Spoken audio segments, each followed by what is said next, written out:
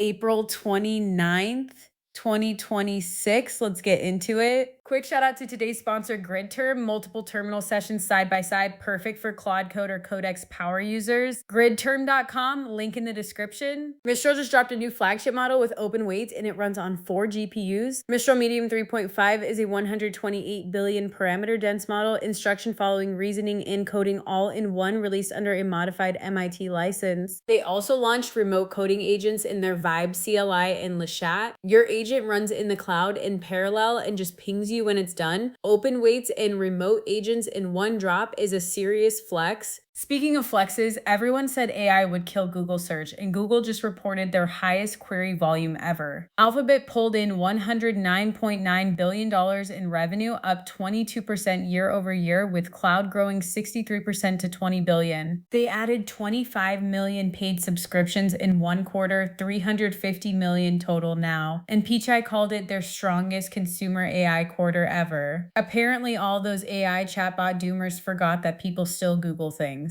But that's not the wildest thing today. There's an AI startup teaching its model how to fight wars, and they just raised $100 million. Scout AI is training a model called Fury on autonomous all-terrain vehicles at a real military base, building toward autonomous weapons. Their CTO compared it to training an 18-year-old soldier. Start with a base level of intelligence, then teach it to be a military AGI. They've already got 11 million in DARPA contracts, and they're embedded with the 1st Cavalry Division. Cool, totally normal. Meanwhile, the guy Elon fired from Twitter is now sitting on a $2 billion AI startup. Parag Agrawal's Parallel Web Systems raised a $100 million Series B led by Sequoia just 5 months after their last round at a $740 million valuation. They sell web search APIs built specifically for AI agents. Customers include Notion, Harvey, and Open Door. Going from getting fired and suing for severance to a $2 billion valuation is one heck of a redemption arc. And then there's this, Ramp's AI spreadsheet assistant could leak your company's financials with a single hidden formula. Researchers at Prompt Armor planted a prompt injection in an external dataset, and Ramp's AI happily inserted a formula that pinged an attacker's server with confidential data.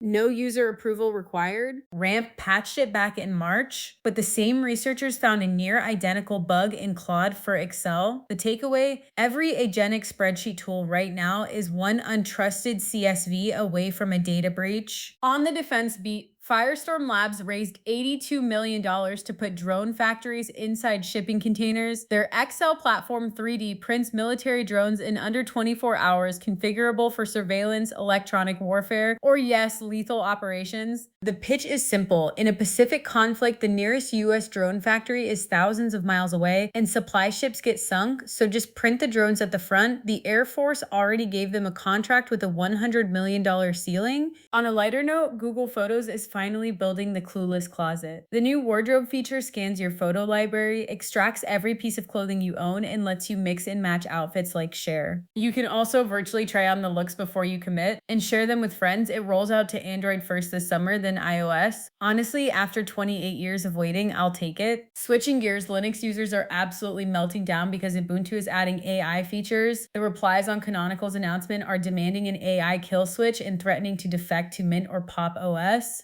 Canonical's VP of Engineering, John Seeger, said no global kill switch, but every AI feature ships as a removable snap, and it's all opt-in starting with Ubuntu 26.10. Linux nerds would rather rewrite their distro than click no thanks on a setup wizard. And here's a quiet one that's kind of a big deal. Anthropic just published a benchmark where Claude is matching human PhD biologists on real research problems. Biomystery Bench gives Claude actual messy biology datasets and asks it to figure out what's going on, and the latest models are solving problems a panel of human experts could not. Sometimes Claude even uses a completely different strategy than the humans and still gets there. So next time someone says AI can't do real science, point them at this paper. Last one, there's an app called Shapes that just raised $8 million to put AI characters inside group chats. Think Discord, but the bots are full members of the conversation with personalities you can build yourself.